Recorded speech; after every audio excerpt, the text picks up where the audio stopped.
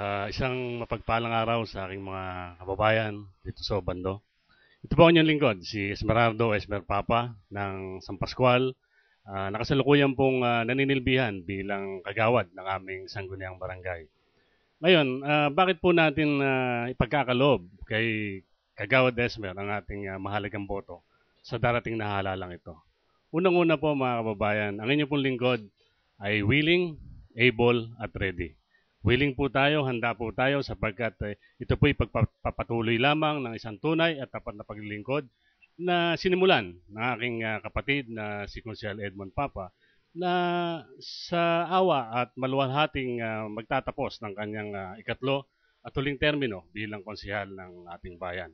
At hindi lamang po yon, kami po ay mayroon na rin pong karanasan sa tamang pagkalinga at paglilingkod sa ating mga kabarangay. Ngayon, bakit po tayo able?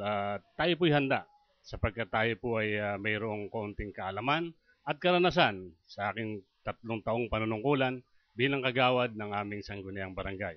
Ang paggawa at pagbalangkas, paghabi ng mga ordinansa at mga kapasyahan, ito po ay aking makakatulong at ito po ay aking gagawing sa paggawi po natin sa ating sangguniang bayan at ang pagpapalawig ng mga karanasan na ito ay ating pong ibibigay once po tayo ay mahalal bilang konsehal ng bayan.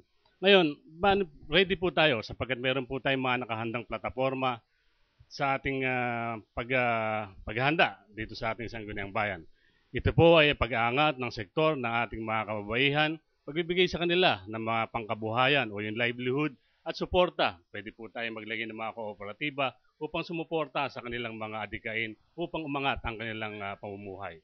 At hindi lamang po yan, pagpapatuloy din po natin ang pag-aalaga sa ating mga senior citizen, pagbibigay ng mga karagdagang benepisyo, maging sa ating mga kababayan na mayroong kapansanan o yung people with disabilities at yung mga solo parents. Ito po yung mga sektor na kalimitan nating nakakaligtaan. Subalit, once na ang inyong pong lingkod ay inyong pagkatiwalaan, kakatawanin po natin lahat yan at tayo po ang magiging boses nila sa konseho. Sa diwa pong ito, mga minamahal kong kababayan, hinihingi rin po namin ang inyong mahalagang suporta na tangkilikin po ninyo ang aming grupo sa pamumuno po ng ating Mayor Nes Joaquin at ang ating Vice Mayor na si Atty. Ray Rafael at ang aking mga kasama sapagkat ito po ay tunay na pagsasama-sama upang iangat natin ang antas ng pamumuhay natin dito sa ating bayan. Magsama-sama po tayo, ang pagsasama-sama po ay isang simula. Ang manatili pong magkakasama ay isang pagunlad at ang pagsama-sama pong paggawa ay isa pong tagumpay. Magandang gabi po at maraming salamat sa inyong lahat.